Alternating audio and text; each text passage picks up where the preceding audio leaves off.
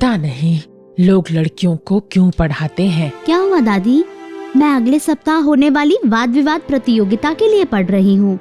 ओह, यानी तुम्हें स्कूल भेजना पर्याप्त नहीं था। अब हम लड़कियों को पलटकर जवाब देना भी सिखा रहे हैं। इससे तो हमारा समय कहीं बेहतर था। लड़कियों की जल्दी शादी कर दी जाती थी और वे खाना पकाना, साफ सफाई जैसे काम संभालती थी। हमें दिव्या की शादी के लिए लड़का देखना चाहिए। अभी वो बच्ची है माँ, मैं अपने बच्चों को जब तक वे चाहें तब तक पढ़ने दूंगी। वो ज्यादा पढ़ लेगी तो उसकी शादी के लिए लड़का तलाशना मुश्किल हो जाएगा। नहीं माँ, यदि दिव्या पढ़ लेगी तो वो खुद कोई व्यवसाय या पेशा चुन लेगी। वो डॉक्टर या टीचर या जो चाहे बन सकती है माँ। आपको पता है, आज भी कई देशों में महिलाएं राष्ट्रपति और प्रधानमंत्री हैं।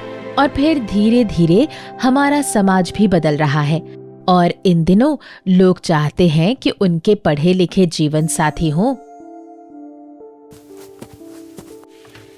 दिव्या, मैं कर लूंगी, तुम जाओ और पढ़ाई करो। अपनी दादी की बातों पर बुरा मत मानना, वो अपनी पढ़ाई पूरी नहीं कर पाई और थोड़े पुराने विचारों की हैं, लेकिन वो तुमसे बहुत प्यार करती हैं। माँ, आप तो जानती हो कि जब दादी मेरी पढ़ाई पर और घर के कामों में हाथ न बटाने पर ताने देती हैं, तो मुझे बुरा लगता है। दिव्या, दुखी मत होना, मैं हमेशा तुम्हारे साथ हूँ और घर के सारे काम मैं संभाल लूंगी। धन्यवाद मेरी प्यारी माँ। मेरा वादा है माँ, तुम्हें मुझ पर गर्व होगा। तुम्हें पता है आर्यन, मुझे कई बार ऐसा लगता है कि मानो लड़कियों का जन्म केवल संघर्ष करने और घर का काम करने के लिए ही होता है। ऐसा क्यों कह रही हो दिव्या? मेरी दादी नहीं चाहती कि मैं पढ़ाई करूं। वो तो चाहती है कि मेरी शादी हो जाए। उनकी सोच बहुत रूढ़िवादी एवं सीमित है। वे चाहती है कि लड़कियां केवल चूल्हा चौका करें और घर से बाहर कदम न रखें। दिव्या, तुम क्यों परेशान होती हो? चलो हम कक्षा में चलते हैं।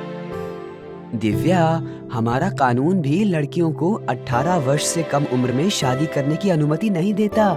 यही तो मेरी माँ भी कहती हैं। वे हमेशा मुझे पढ़ाई करने और प्रतियोगिताओं में भाग लेने के लिए प्रोत्साहित करती हैं। तुम प्रतिभाशाली छात्रा हो और तुम्हें इस वाद विवाद प्रतियोगिता में जरूर भाग लेना चाहिए।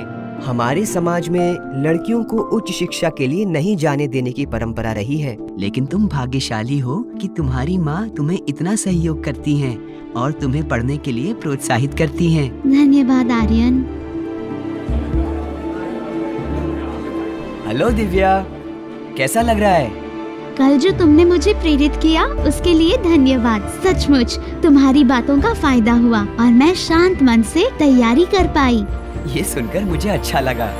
प्रतियोगिता के लिए ऑल द बेस्ट। धन्यवाद आर्यन।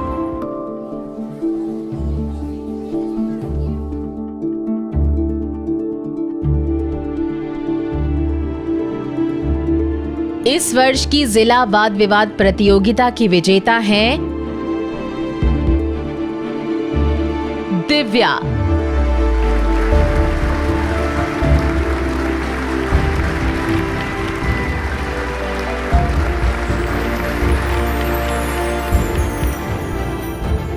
अच्छी शिक्षा होने के कारण दिव्या इतनी जागरूक और आत्मविश्वास से भरपूर होकर बोली, दिव्या, हम तुम्हें 3 साल के लिए स्कॉलरशिप और पुरस्कार के रूप में लैपटॉप देंगे। लड़के और लड़कियां दोनों की पढ़ाई में सहयोग देना जरूरी है ताकि दोनों को समान अवसर मिले। हमारे साथ इस समारोह में शामिल होने के लिए धन्यवाद। बधाई हो दिव्या। धन्यवाद दादी। मैं पढ़ी लिखी नहीं हूँ, लेकिन अब पढ़ाई का महत्व समझ गई हूँ। मुझे तुम पर गर्व है बेटा। सभी इंसान के शारीरिक और भावनात्मक समग्र विकास में एक दूसरे से परस्पर संबंध का बहुत महत्व है। एक दूसरे की भावना पर ध्यान देना, सुनना और पूछना जरूरी है। ये कौशल हमें हमारे आसपास के लोगों, दोस्त, भाई बहन, माता पिता या शिक्षक जो भी हो, सबके साथ सकारात्मक संबंध बनाकर रखने की क्षमता देते हैं। हमें दूसरों के प्रति सहानुभूति होती है और भावनात्मक संबंध बनता है।